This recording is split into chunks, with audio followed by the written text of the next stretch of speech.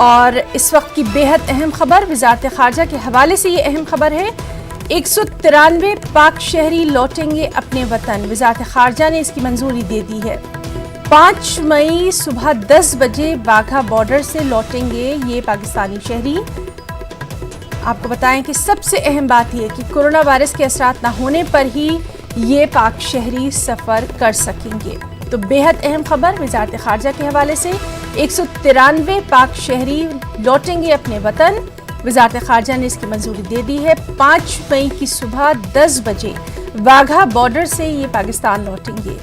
और सबसे अहम बात कि कोरोना वायरस के असरात न होने पर ही ये अपना सफ़र कर सकेंगे। 193 पाक शहरी अपने वतन वापस लौटेंगे। 5 मई की सुबह 10 बजे वाघा बॉर्डर से ये पाकिस्तान वापस लौटेंगे।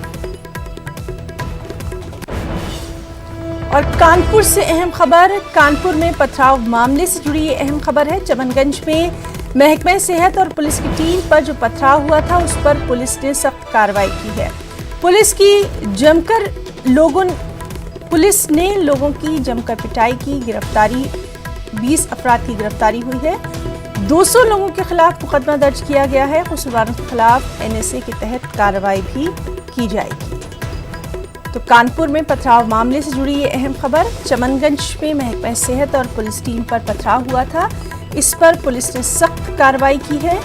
लोगों की जमकर पिटाई की गई है, गिरफ्तारी हुई है। तकरीबन 20 लोगों की गिरफ्तारी हुई है। 200 लोगों के खिलाफ मुकदमा दर्ज किया गया है और तमाम कसूरवारों के खिलाफ NSA के तहत कार्रवाई की जाएगी। और चलिए मजीद अपडेट के लिए सीधे रुख करेंगे कानपुर का, जहां मौजूद है हमारे साथी संदीप सविता। संदीप, आपसे जानना चाहेंगे, लगातार हम देख रहे हैं कि चमनगंज में जो अब पुलिस है वो सख्त कार्रवाई कर रही है, क्या कुछ अभी तक अपडेट? टीना, मैं आपको बता दूं कि जिस तरह से 29 अप्रैल को पथराव हुआ उसके बाद से लगातार प्रशासन ने अपना रुख सख्त कर दिया था, अपना रुख साफ कर दिया था कि कड़ी कार्रवाई की जाएगी। उसके बाद जिस तरह से गिरफ्तारियां शुरू हुई, गिरफ्तारियों में जिस तरह से पिटाई हुई, पिटाई के तस्वीरें जो न्यूज़ 18 के पास दर्शकों ने देखी, उस तरह से लगातार सख्त होती जा रही है। और साथ ही ये भी DM ने भी कहा और SSP ने भी कहा कि उन पर NSA की कार्रवाई की जाएगी। उसके बाद कल जब देर रात शहर काजी आलम रजा नूरी वहां पहुंचे, नाला रोड चमनगंज पहुंचे, जिस जगह का ये वारदात थी वहां पर पहुंचे, उन्होंने लोगों से बात की और उन्हें आश्वासन दिया कि जो लोग निर्दोष हैं उनको रिहा करवाया जाएगा। साथ ही उन्होंने एक अहम बात भी कही कि ये जो पथराव है वो स्वास्थ्य विभाग की टीम और पुलिस पर नहीं किया गया था। ये दरअसल वहीं इलाकाई के जो लोग थे वो 2 गुट थे, उनमें कुछ मतभेद था। जो लोग क्वारंटीन के लिए ले जा रहे थे उनमें कुछ लोग ऐसा कह रहे थे कि उनको ले जाया जाए, कुछ लोग कह रहे थे कि नहीं ले जाया जाए। इस बात को लेकर झगड़ा हुआ था, ऐसा शहर काजी का कहना है।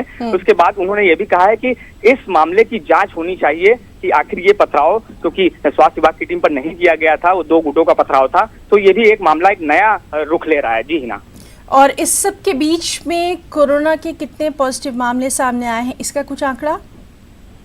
जी हिना, बिल्कुल 216 यहाँ पर जो कोरोना के मरीज हो चुके हैं कानपुर में, जिसमें से 195 जो है एक्टिव केस हैं, 4 की मौत हो चुकी है और 17 लोगों को डिस्चार्ज किया जा चुका है। और भी कुछ खबरें आ रही हैं कि जो इलाज जिनका चल रहा है हाईलाइट में और काशीराम अस्पताल में, उसमें से कई लोगों को और डिस्चार्ज किया जाएगा जिनकी एक रिपोर्ट निगेटिव आ चुकी है और दूसरी रिपोर्ट का इंतजार किया जा रहा है कि उनकी रिपोर्ट निगेटिव है, उसके बाद उन्हें डिस्चार्ज किया जाएगा और क्वारंटीन के लिए भेजा जाएगा। जी संदीप, बहुत बहुत शुक्रिया आपका तमाम तफसीली जानकारी के लिए।